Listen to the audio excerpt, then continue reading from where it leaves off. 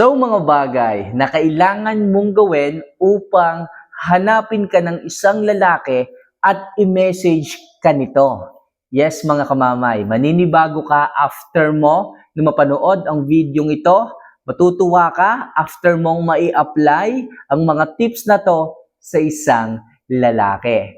Oo mga kamamay, naiintindihan kita at nararamdaman kita. Kung ikaw man sa inyong relasyon ay binabaliwala na lang palagi, hindi ka na niya tinatanong, hindi ka na niya kinakamusta, sa madaling sabi, binabaliwala ka na nga, hindi ka na niya hinahanap, hindi ka niya na namimiss. Okay, kapag kaganyan ang status ng inyong buhay pag-ibig, okay, malamang sa malamang dapat i-apply mo ang mga bagay na ito. So, huwag na natin masyadong patagalin mga kamamay, ano nga ba yung mga bagay na kailangan mong gawin upang hanapin ka ng isang lalaki at i-message ka nito. So, number 1, sikapin mong magpaganda araw-araw. Oo mga kamamay, ang isa kasing lalaki, kapag ka neutral na sa kanya ang lahat, walang bago sa'yo, walang balita, okay, hindi ka nag-aayos, walang bagong pasabog sa'yo. Kapag ka ganyan ka sa isang lalaki, wala siyang nakikitang bago as in, magiging neutral talaga yan. Okay? Maboboard yan. Hindi ka niya hahanapin. Hindi ka niya papansinin. Okay? Hindi ka niya susuyuin. Hindi ka niya lalambingin kapag kaganyan. Kailangan mga kamamay, mag-ayos ka araw-araw. Kailangan bilang isang babae, kailangan meron siyang nakikitang bago sa iyo. Magpariban ka, mag-ayos ka, mag-lip gloss ka, magpulbo ka. Hindi ko naman hinihiling mga kamamay na sobrahan niyo ang makeup. Ang sa akin lang dito mga kamamay, ayusin mo lang ang sarili mo, magpaganda ka. Kung masyadong mataba, magpa-sexy ka mga kamamay.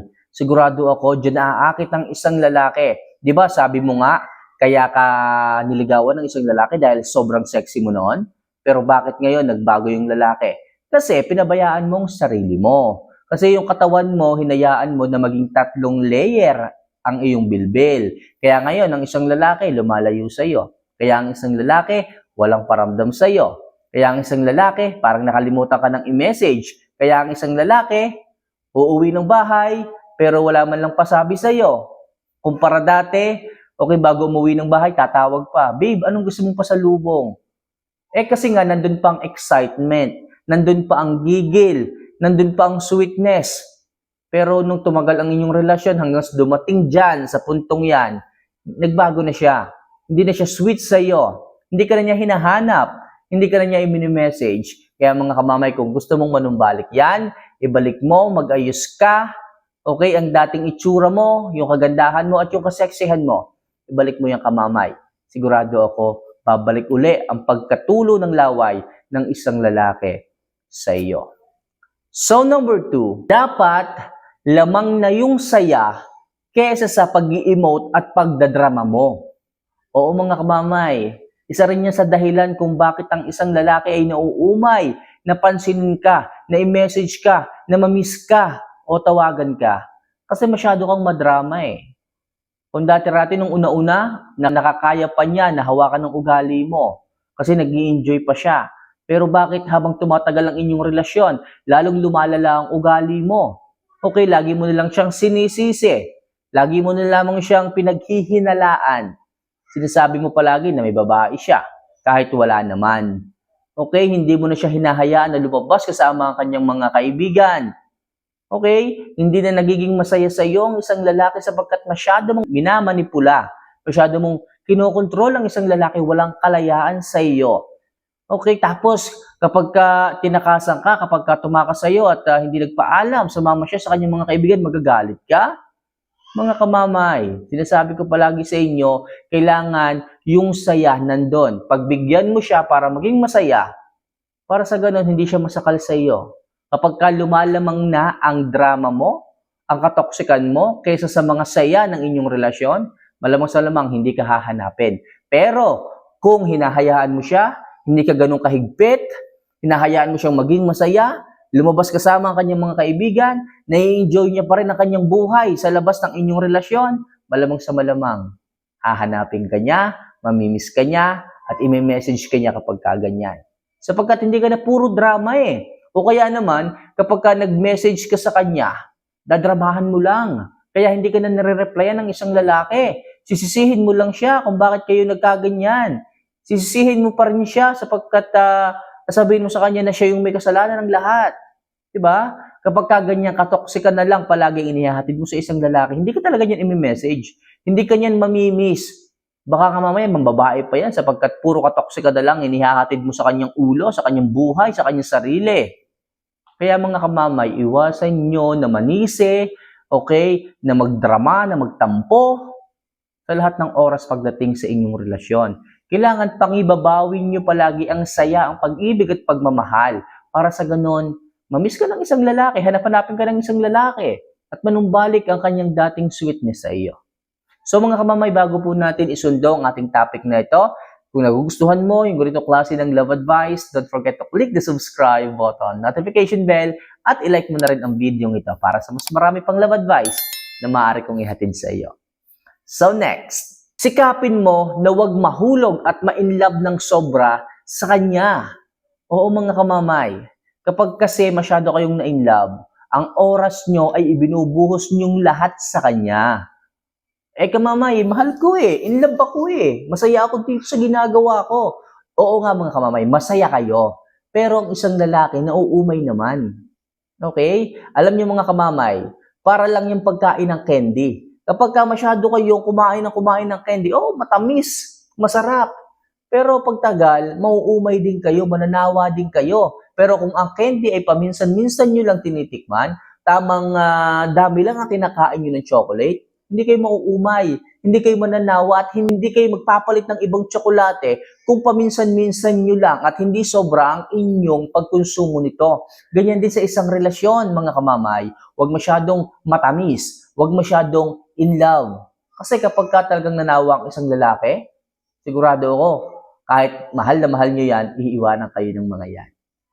Kaya hindi ka mamimiss ng isang lalaki kasi sobrang dami ng oras mo sa kanya. Hindi mo siya hinahayaan na hanapin ka, hindi mo siya hinahayaan na mamiss ka, at hindi mo siya hinahayaan na i-message ka sapagkat lagi kang nandyan.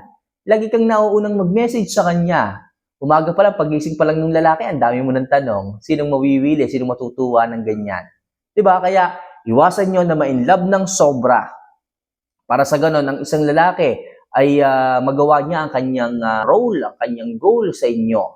Yung hanapin kayo, yung mamiss kayo, diba? Lahat ng yan dapat ginagawa ng isang lalaki at hindi kayo ang gumagawa. So next, iwasan mo ang pagiging makitid kung mag-isip.